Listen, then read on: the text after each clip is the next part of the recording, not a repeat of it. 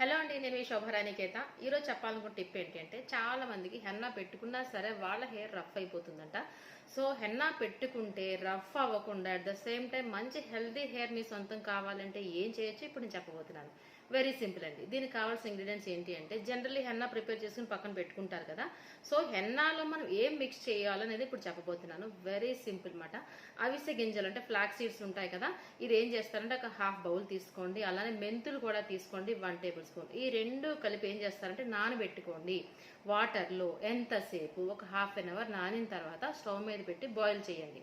Boil చేస్తే మనకు ఒక వైటిష్ కలర్ జెల్ వస్తుంది కదా, ఈ జెల్ అనేది ఒక హాఫ్ కప్ అవ్వాలి. అలానే పెరుగు కూడా ఒక హాఫ్ కప్ తీసుకోండి. ఎగ్ వైట్ ఒకటి తీసుకోండి. నేను చెప్పినవన్నీ హెన్నాలో మిక్స్ చేసుకుని మీరు హెయిర్కి అప్లై చేసుకుని చూడండి. ఎంతసేపు ఉంచాలని డౌట్ వస్తుంది కదా, అట్లీస్ట్ ఒక 30 మినిట్స్ అలానే ఉంచి తర్వాత వచ్చేసి మనకి వాటర్తో క్లీన్ చేసుకోండి. దాని నెక్స్ట్ డే షాంపూ పెట్టుకోవచ్చు. ఈ విధంగా రిపీటెడ్గా చేసినట్లయితే మీ హెయిర్ ఫాల్ కంట్రోల్ అయిపోతుంది. At the same time hair అనేది మనకి చాలా స్మూత్గా హెల్దీగా తయారవుతుంది. ఈ టిప్ కూడా మీ అందరికీ చాలా బాగా ఉపయోగపడుతుంది అనుకుంటున్నాను. Thank you so much. మీ శోభారాణికేత.